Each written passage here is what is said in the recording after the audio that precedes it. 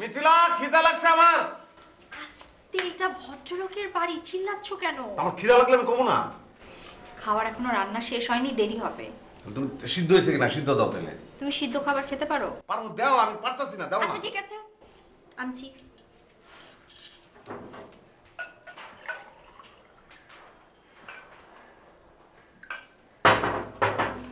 এই নাও, খাও।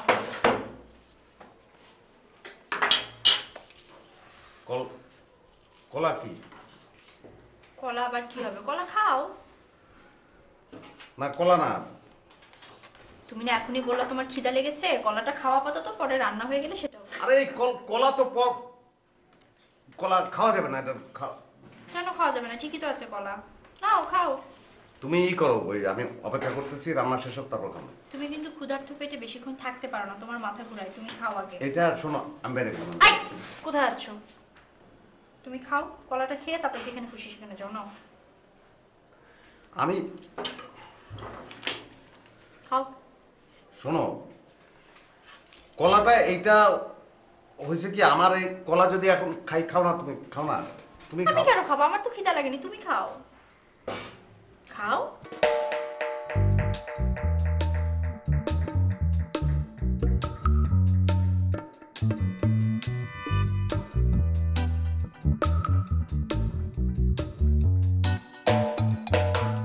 বাবা, একটা যে ভুল হয়ে গেছে বাবা। বাবা, ওই যে আপনি আমার কলা দিছিলেন না,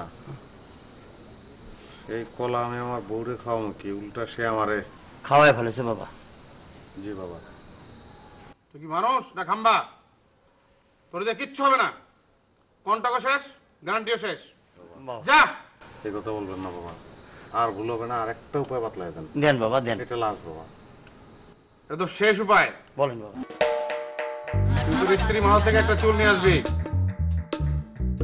বাবা, চিরুনি থেকে আনলাম।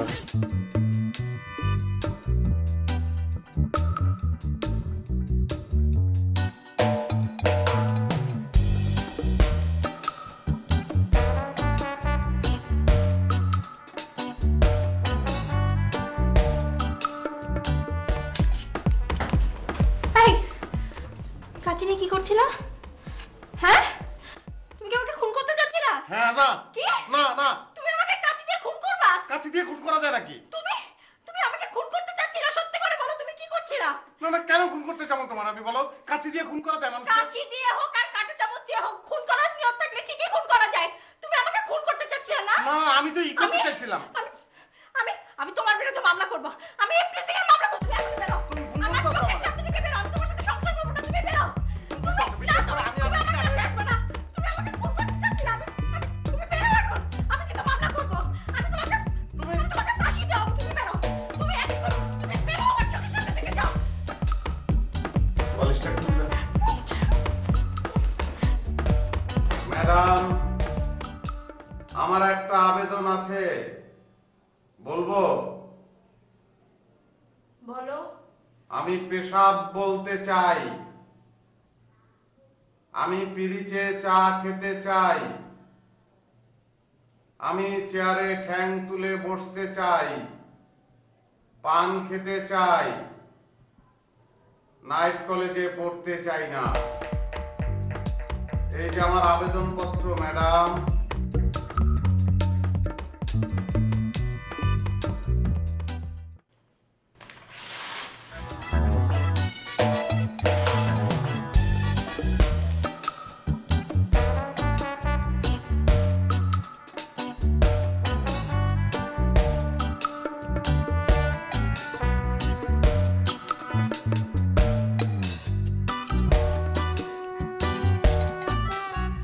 বাচু ভাই, জানেন আপনার বন্ধু গতকাল রাতে কি করেছে? কি করেছে? এই কাঁচি দিয়ে ও আমাকে মারতে চেয়েছে। কত বড় সাহস! ভাগ্যিস আমি টের পেয়ে গিয়েছিলাম। বলো কিভাবে? এত অ্যাটেম্পটি মার্ডার কেস। পেনাল কোডের 302 ধারায় ওর জেল অথবা ফাঁসি হওয়া উচিত। না না, আমার তো মনে হয় দুটোই হওয়া উচিত। ভাবি, ওদের মতো পুরুষের জন্য বাংলার ঘরে ঘরে নারীরা নির্যাতিত, নিষ্পেষিত। আমি তো ভাবতে পারছি না ভাবি, তোমার মতো একজন নারীর সাথে সে এই কাজ করতে পারলো। আমি ভাবলে গায়ের লোম শিহরে উঠছে ভাবি। আচ্ছা তুমি এক কাজ করো, তুমি থানায় গিয়ে এখন একটা জিডি করে আসো। ছি ছি, নিজের হাজবেন্ডের নামে জিডি করব? কি বলছো ভাবি? ওর মতো মানসিক বিকলগ্রস্ত বিকৃত মস্তিষ্কের লোককে মোটেই প্রশ্রয় দেওয়া ঠিক হবে না।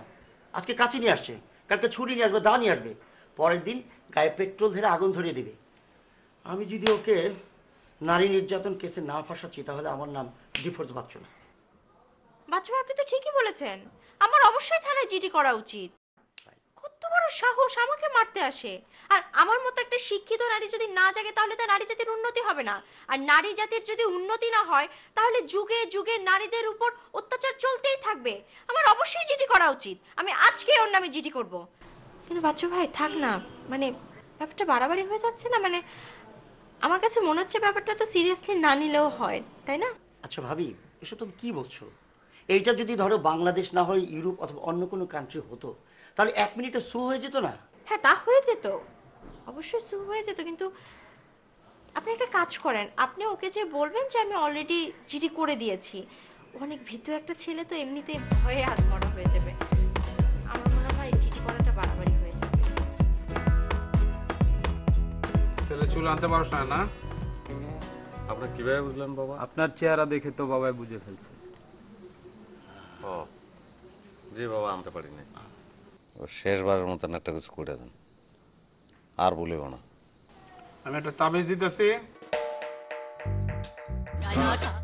পরিস্থিতি যে করে ঘুমায় সেই ঘরের সামনে এটারে 1 গজ গর্ত করে পুঁতে রাখবি। তাও যদি না পারস বালিশের মধ্যে রাখবি। তাও যদি না পারস কবরস্থানে যাবি অনেক রাত্রে।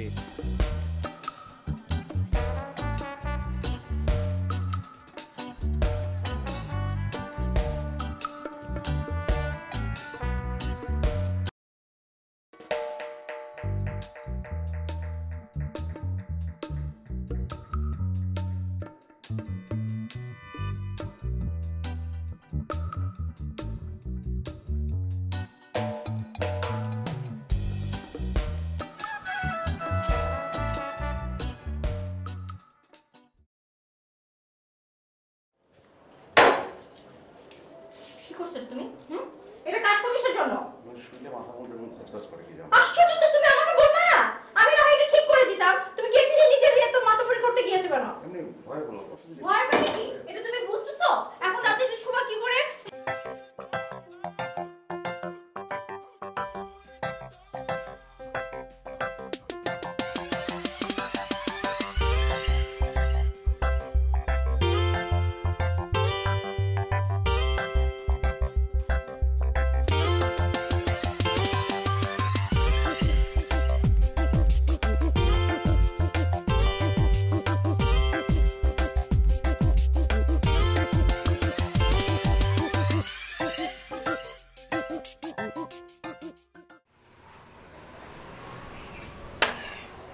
বেতিলা বলে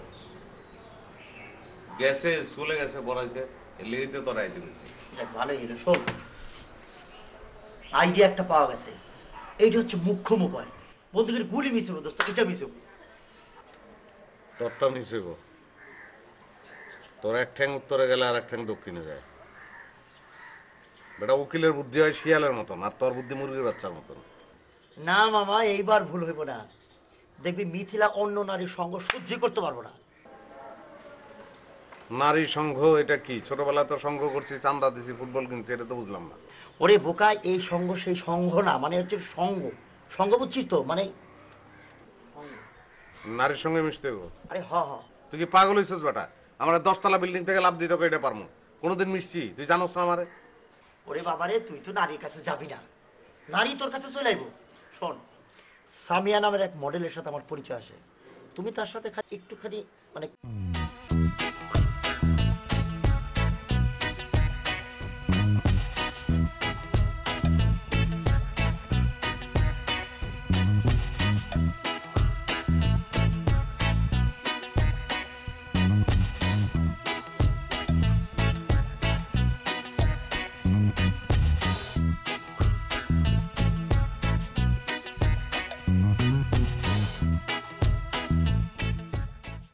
চিন্তা করছি না, তুমি চলে আসবে, ঠিক আছে? আরে সামিয়া। হ্যালো, আপনি অ্যাডভোকেট বাচ্চু? বাচ্চু, হ্যাঁ। হাই, আমার বন্ধু শমশের আলী শমশের। হ্যালো। বসুন বসুন প্লিজ। তো আমার ক্যারেক্টারটা কি হবে? আপনাকে যে ক্যারেক্টারে অভিনয় করতে হবে সেটা হচ্ছে যে আমার বন্ধু, ওর বউ অন্য একটা ছেলের সাথে প্রেম করে, আপনাকে ওর সাথে মানে আমার বন্ধুর সাথে একটা প্রেমের ক্যারেক্টারে অভিনয় করতে হবে, রিয়েল লাইফে যে ধরনের প্রেম হয়। রিয়েল লাইফ অ্যাক্টিং মানে সত্যি সত্যি গার্লফ্রেন্ড হতে হবে নাকি? বেশি দিনের জন্য না, 2-3 দিনের জন্যে, যেন বুঝতে পারে যে আমার বন্ধু একটা মডেলের সাথে ঘোরে। ঠিক আছে? আমি তো অ্যাক্টিং করে নেব, উনি পারবেন তো? পারবেন তো? কি কি হলো? ইলেকট্রিক শক কিনে মনে হয় কত? 440। আচ্ছা সামিয়া, আপনি কোন কোন প্রোডাক্টের মডেল হয়েছেন? হ্যাঁ আল্লাহ, আপনি আমার কাটা লাগা মিউজিক ভিডিও দেখেননি? কাটা লাগা কোথায় পাওয়া যায় দেবো? যে কোনো সিরিজ স্টোরে পাওয়া যায়, অনেক ফেমাস। আচ্ছা ঠিক আছে, কাটা লাগা। কাটা লাগা। বাই দ্য ওয়ে, আপনি আমার পেমেন্ট জানেন তো? আমি কিন্তু প্রতিদিন 7,000 টাকা করে নিই। এক শিফট কাজ করলেও 2 শিফটের টাকা দিতে হবে, আর একদিনের টাকা আমাকে অ্যাডভান্স দিতে হবে। বেশি টাইম কাজ করলে আমি ওভারটাইম চার্জ করব অবশ্যই। কিরকম? যেমন আমার সঙ্গে রিক্সায় ঘুরলে আর আমার হাত ধরলে এই রেটের মধ্যে হয়ে যাবে। 10 টাকার পর আমি ওভারটাইম চার্জ করি, আচ্ছা আর আমি নাইট শিফটে কাজ করি না। আচ্ছা ঠিক আছে, আমরা রাজি।